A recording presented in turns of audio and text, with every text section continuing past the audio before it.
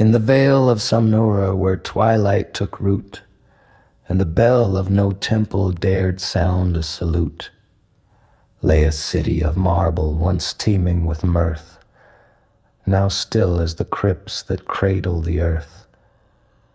The wind, yes, the wind, past Solomon slow over arches and spires kissed softly with snow, and none did it meet who would stir at its cry, save the dust and the ashes of those who could die.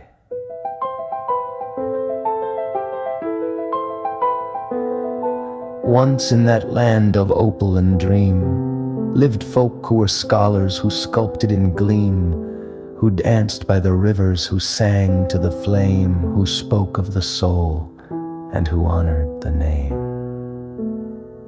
But then came the whisper, not spoken but felt, a chill in the marrow, a slip in the step.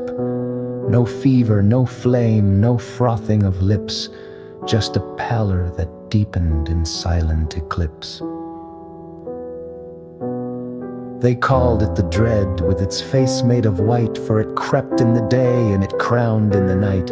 First fingers went numb, then the breath turned to glass, and the heart beat like thunder that dared not to pass. Each face froze in gesture, resigned or aghast, as their limbs locked in prayer for a future unpassed. Some knelt in defiance, some reached to the skies, while others still laughed, with mirth in their eyes.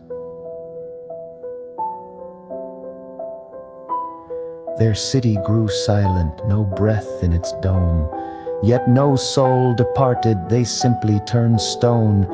The fountain still trickled where statues took tea, as if death had been taught cordiality.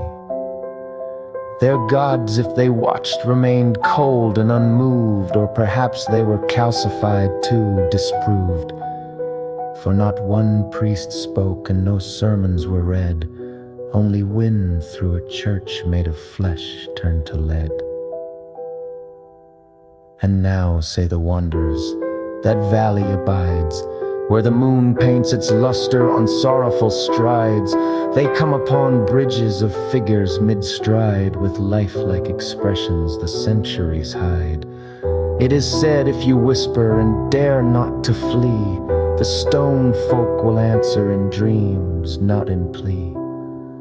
For the dread was no curse, nor a plague, but a choice, to become ever still, and thus silence the voice.